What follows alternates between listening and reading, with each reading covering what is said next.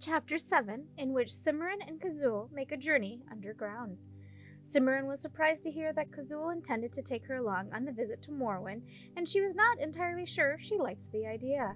She had heard a great deal about the enchanted forest, and none of it was reassuring. People who traveled there always getting changed into flowers or trees or animals or rocks, or doing something careless and having their heads turned backward, or being carried off by ogres or giants or trolls, or enchanted by witches or wicked fairies. It did not sound like a good place for a casual, pleasant visit. On the other hand, it seemed unlikely that anything dreadful would happen to Cimorene if she were traveling with a dragon, and she was looking forward to seeing Morwen again. Besides, Cimorene was curious. And anyway, she said to herself, Kazul says I'm going, and there's no point in worrying about it if I don't have any choice. Nevertheless, she decided to take one of the smaller magic swords along with her, if Kazul said it was all right. Cimorene saw no point in taking unnecessary chances. The dragon had no objections, so Cimorene picked out a small, plain-looking sword in a worn leather scabbard that made the wearer invincible, and they started off. The princess had assumed that Kazul would fly through the pass, but she said no. It's not that easy to get into the enchanted forest, she explained, at least not if you're trying to get in. Princes and youngest sons, and particularly clever tailors, stumble into it by accident all the time, but if one wants to go there on purpose, one has to follow the proper route. I didn't think dragons had that kind of problem, the princess said. Dragons don't, but you're not a dragon. So instead of flying through the pass of silver ice, the dragon led the princess through the tunnels. The princess had to walk very quickly to keep up, even though the dragon was moving slowly. It was not long before she was wishing that the tunnels were high enough for her to ride on her dragon's back. The route twisted around and up and back and forth and down and around again, until the princess was thoroughly lost. Finally, they came to a gate made of iron bars that completely blocked the passage. Cimorene studied it carefully, but she could see no sign of a handle or a lock. This is the entrance to the caves of fire and night, Kazul said. Be careful from here on, and don't wander away, or you'll get lost. Cimorene refrained from saying that, as far as she was concerned, they were already lost. How are you going to open it? She asked instead. Like this. By night and flame and shining rock, open thou thy hidden lock. Alberlingam. As the sound of Kazul's voice died away, the iron gate swung silently open.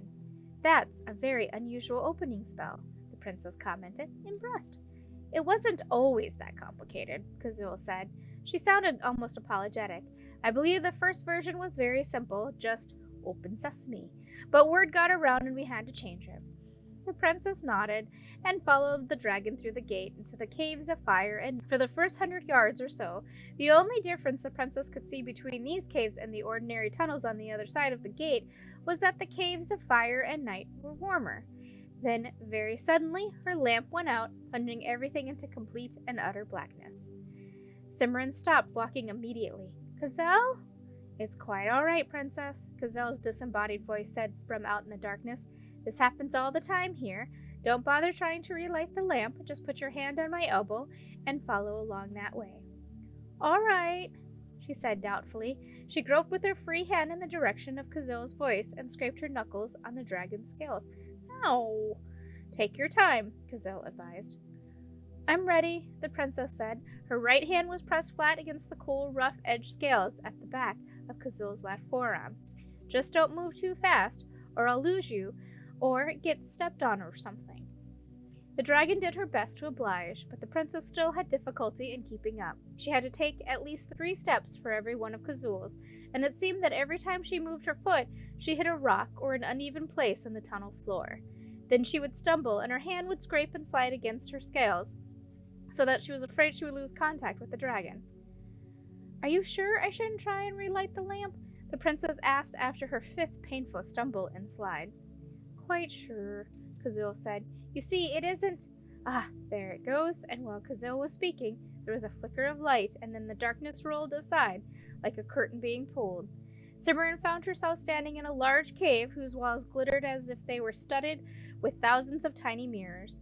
The lamp in her left hand was burning cheerfully once more. Was it the lamp? Cimorene asked after studying it for a moment, or was it me? It was the cave. That is one of the reasons they're of night as well as of fire. Only one of the reasons? She said thoughtfully. I don't like the sound of that. You'll be quite all right as long as you're with me, Kazoo assured her. Very few things are willing to mess with a dragon, even in the dark. And the periods of darkness don't last long. It's because the magic of these caves doesn't affect us as much as other people, or so I'm told. You mean that blackness is likely to come back? Kazoo nodded. Then let's get as far as we can before it does, the princess said, and started across the cave. There were 4 tunnels leading out of the opposite side of the glittering cavern. Kazoo took the second from the left without hesitating an instant. Where do all these tunnels go? Cimorene asked, glancing at the other 3 openings as she followed. The one on the right end leads to a chain of caverns, Kazoo said over her shoulder.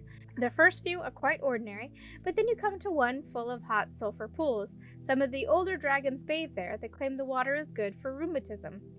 Beyond that is a cave with molten silver dripping down the walls, and chain ends at the deep chasm with a river of red-hot melted rock at the bottom. Doesn't sound very attractive, the princess commented. The dwarf smiths find it very useful for forging magic swords, Kazoo assured her. The second tunnel on the right takes you into a maze. The tunnels and caverns constantly shift around so that no matter how carefully you mark your way, you always get lost. Even dragons? Kazoo nodded. Though I believe there was one prince who managed to find his way out with the magic ball of string. Oh, bother, said Cimorene. The lights had gone out again, just as they emerged into a small cave. It's quite all right. This part's easy, Kazoo said. Next time I'm going to bring a cane, Cimorene muttered.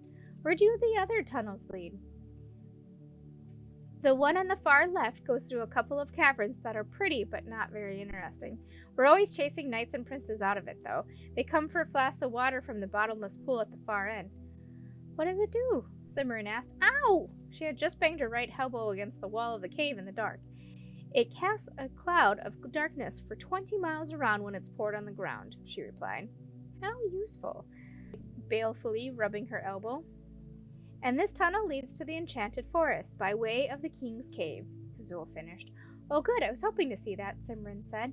The King's Cave was a chamber where the first king of the dragons had found Colin Stone, and the Historicorum had not described it anywhere near well enough to suit Cimorene. And here's the light coming back, thank goodness. Let's hurry before it goes out again. They went through 3 small caves and 2 more periods of blackness before they reached the King's Cave.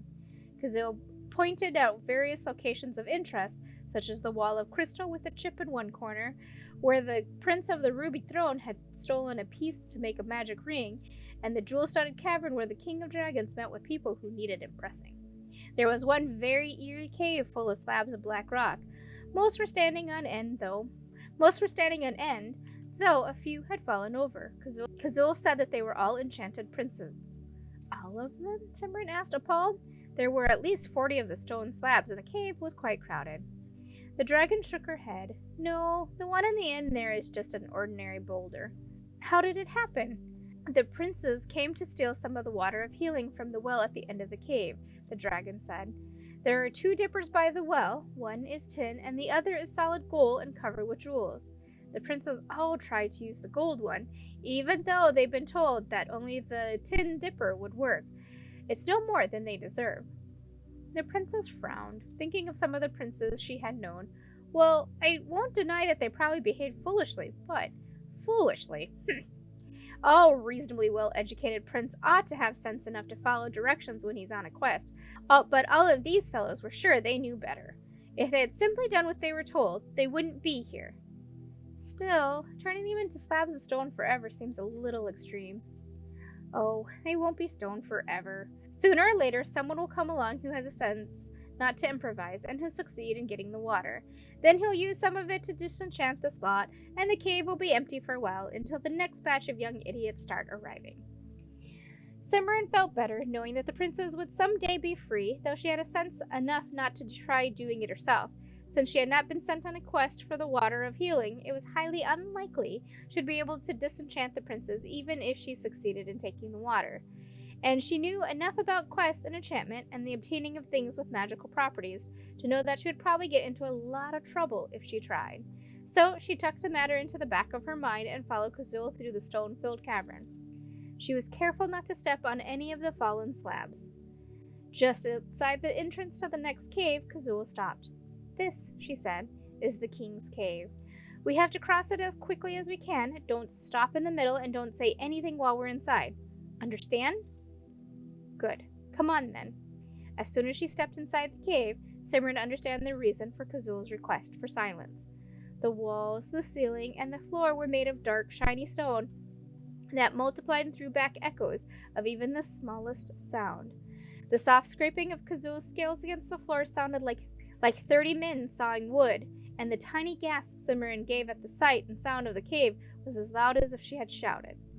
Cimorene went on as quietly and carefully as she could. Halfway across, she noticed the vibration. It began as a gentle and not unpleasant buzzing in her bones. Unrelated to the loud and continually multiplying echoes of her passage, though, it too grew stronger the further into the cave she went. Kazul was in front of her now, and she saw the dragon's tail lash once, as if in pain or anger. And suddenly she remembered Kazul's description of the aura that made it impossible for the dragons to carry Cullen Stone, and that this was the place where Cullen Stone had been found. No wonder Kazul was uncomfortable. The princess found herself wishing she could stop and pay attention to the humming in her bones, but she remembered her dragon's directions and continued walking. She had nearly reached the exit when she saw a pebble about the size of her thumbnail, made of the same dark, shiny stone as the cavern walls. Kazul said nothing about picking things up, so Cimorene veered a little to the right and scooped the pebble up as she passed. A moment later, she was out of the cave. "Whew," said Kazul. "I'm glad that's over. From here on, it should be easy." "Good," said Cimorene. She dropped the pebble into her pocket to look at it more closely later, and followed Kazul down the narrow, winding tunnel. The next chapter, which is chapter 8, is in which Cimorene and Kazul pay a call, and Cimorene gets into a fight.